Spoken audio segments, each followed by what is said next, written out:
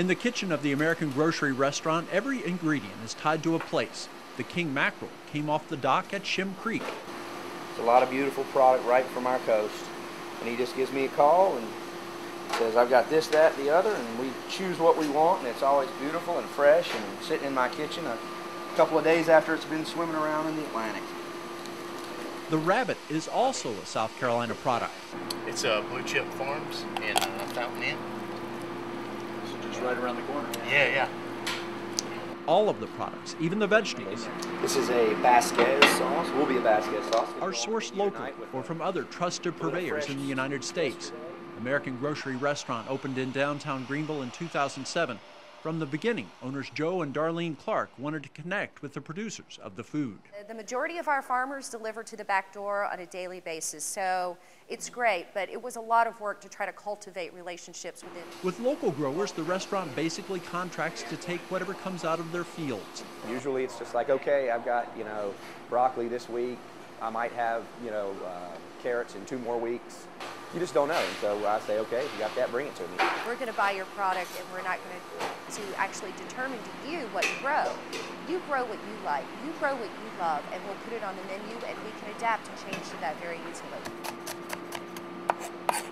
Procuring ingredients is only part of the journey. Those products must then be turned into something that diners find appealing. It's great to have great product, but then you need to be able to take it and turn it into something that people want to eat. I think that's where a chef becomes a chef. It's how do you see the ingredients that go together? What has inspired you in your past, or people that you've run across, and things that you've learned as you've grown? And if you have that talent and that ability, then I think people will see that and they will appreciate what you do. Here, Joe and his kitchen staff try to accomplish that by not getting too carried away.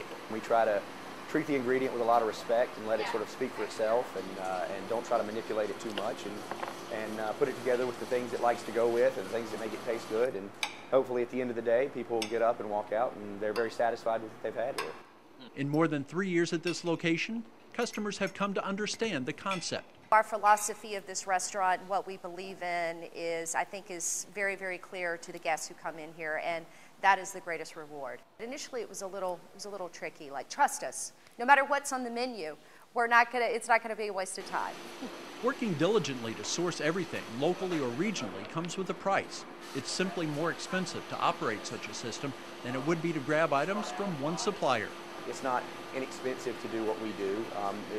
You go to Whole Foods or you go to Bi-Lo, you can definitely see the price difference. But when, until that balances out, you have to pay a little bit more. So we have to charge a little bit more, but we feel like it's worth it.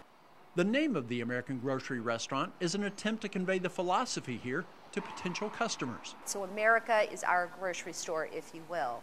And it just so turns out that AGR is an acronym for agriculture. At the end of every meal here, a card is presented to the guest telling where the food that they ate originated. It's a little takeaway card, if you will. So a guest can come in, they get the check, and they go, oh, their grocery list. And then the whole American Grocery Restaurant theme gets tied in again. Once people become educated about where their food comes from, you kind of care a little bit more, about what you're putting into your body. Joe Clark says he learned a bit about food from the meals his grandmother used to make. She had a garden outside that was, ran up the side of a hillside in inland South Carolina. And, some of the best things I ever tasted came out of that garden. You taste those things, and then you get to where we are now, or where we were, I guess, maybe 10 years ago before this great local movement sort of started. And it didn't taste anything like what I grew up eating. Joe grew up in Spartanburg, met Darlene at the University of South Carolina, and they spent years working in and around the film industry in New York and LA.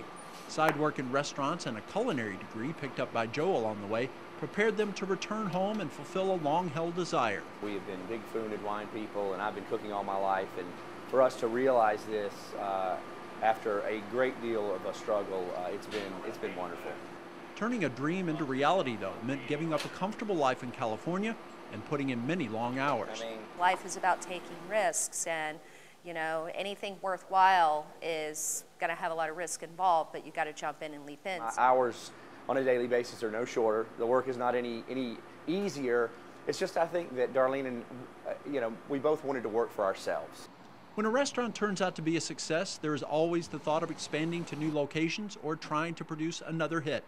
That could be what the future holds for Joe and Darlene. There's great restaurants all over the world and great concepts all over the world, and some of the things that I've seen I think would work great here, and I've got a couple of ideas, and you just have to stay tuned to see what happens.